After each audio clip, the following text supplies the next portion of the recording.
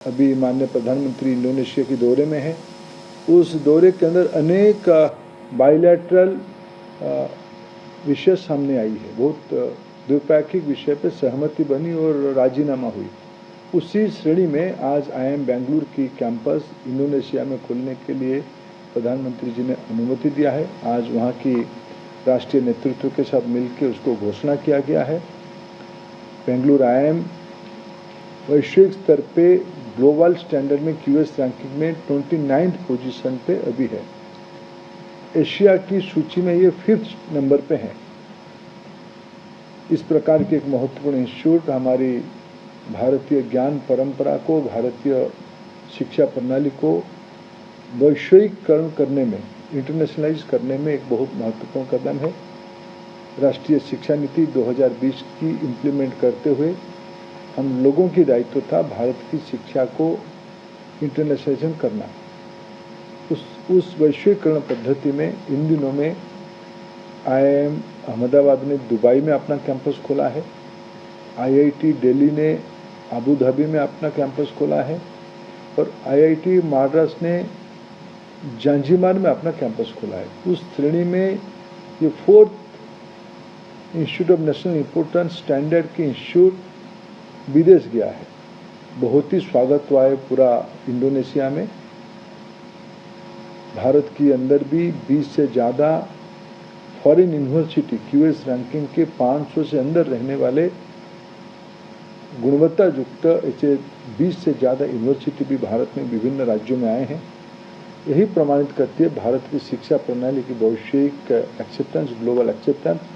यही सही मायने में internationalisation of the Indian education system है। आज और एक महत्वपूर्ण दिन है। इंडोनेशिया की सर्वोच्च राष्ट्रीय सम्मान नेशनल ऑनर बिंतांग आदिपूर्णा में ये महत्वपूर्ण सम्मान भारत की लोकप्रिय प्रधानमंत्री श्री नरेंद्र मोदी जी को इसमें सम्मानित किया गया है। मैं भारत की जनता की ओर से इंडोनेशिया की नेतृत्व और इंडोनेशिया की जनता को धन्यवाद देता हूं।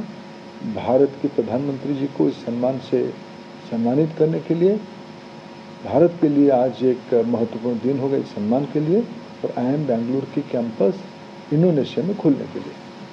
सर, ये जो IIM बेंगलुरु का इंडोनेशिया में कैंपस न केवल इंडोनेशिया बल्कि समूचे ASEAN रीजन के जो यूथ है उनको बेनिफिट करेगा, तो क्या कोई टाइमलाइन सेट किया गया कि कब तक ये जो कैंपस वो फंक्शन होगा? शीघ्र ही 2 विषय पे IIM बेंगलुरु अपने पढ़ाई इंडोनेशिया में शुरू कर देगी। जब भी भारत की institutions IIT IIM standard institutions पहले भी तो विश्व स्तर में उन्होंने बहुत महत्वपूर्ण स्थानों में उनके एलुमनी दायित्व में रहते थे। अब इंस्टीट्यूट जा रहे हैं, निश्चित रूप में न केवल भारत के विद्यार्थी, ग्लोबल स्टूडेंट भी इसमें जुड़ेंगे, भारत की प्रैक्टिसेस के साथ जुड़ेंगे, भारत की नॉलेज इकोसिस्टम के साथ जुड़ेंगे। जल्दी वहाँ पढ़ाई भी शुरू कर दिया जाएगा।